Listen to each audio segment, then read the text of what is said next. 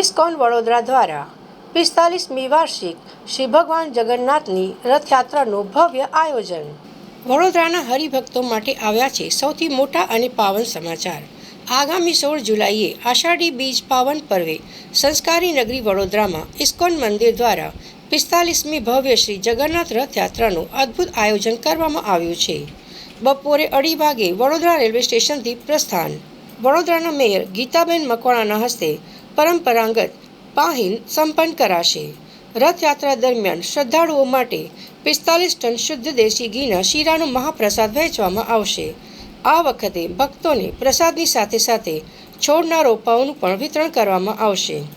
ISKCON દ્વારા શ્રી પ્રભુપાદના દિવ્ય ધાર્મિક ગ્રંથો ભક્તો સુધી પહોંચાડવામાં આવશે.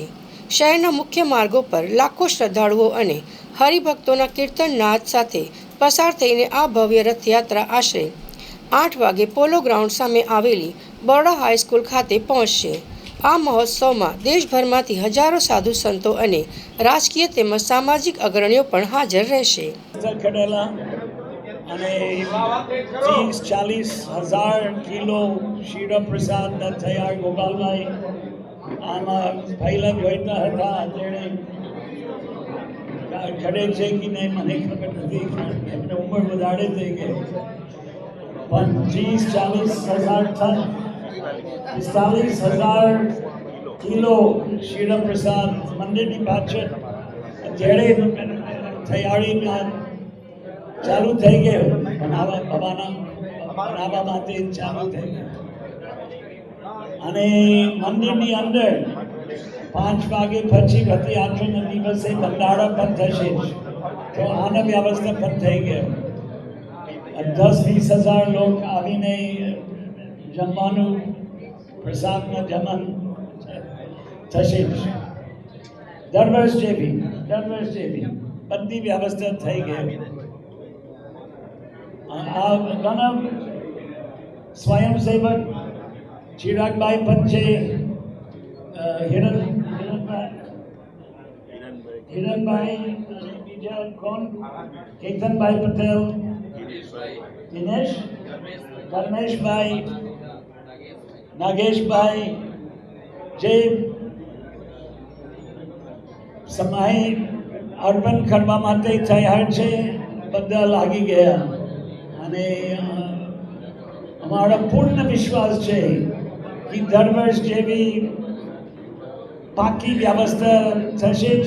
આ બધી વસ્તુ જગન્નાથના યાત્રા, રથના વ્યવસ્થા, પ્રસાદ વિતરણની વ્યવસ્થા, મંદિરની અંદર, રાસ્તાની ઉપર ટ્રકમાંથી 5 ટ્રકની વ્યવસ્થા છે. બધા સરસ રીતે વ્યવસ્થિત છે.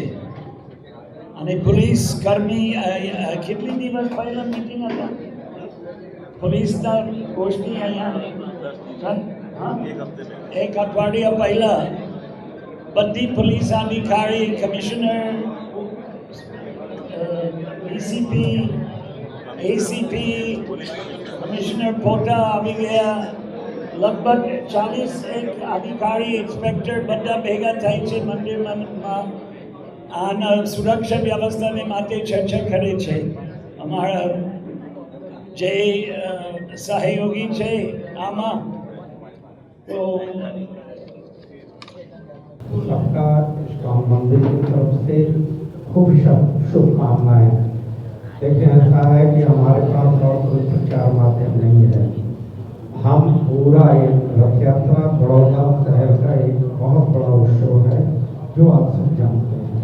परसों से आप सब लगे हुए हैं जगन्नाथ जी की सेवा में. जहाँ तक मैं समझता हूँ पूरे शहर का एक बड़ा उत्सव है. और रथ यात्रा के बाद बड़ौदा में उत्सव शुरू हो जाएंगे जो 4 महीने तक चलेगा. तो आप सब यहाँ पर आए, पूज्य महाराज को हमारा सबका सौभाग्य है कि बार रहते हैं रथ यात्रा में. आप सबको संबोधित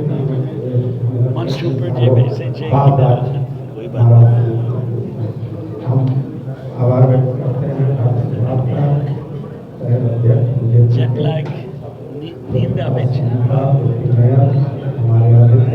हमारे नेता प्रिय नेता दिवस रात ठाकुर रात भाई, दिवस जो सदियों से उनका पूरा परिवार दिवस ठाकुर जी की सेवा में है।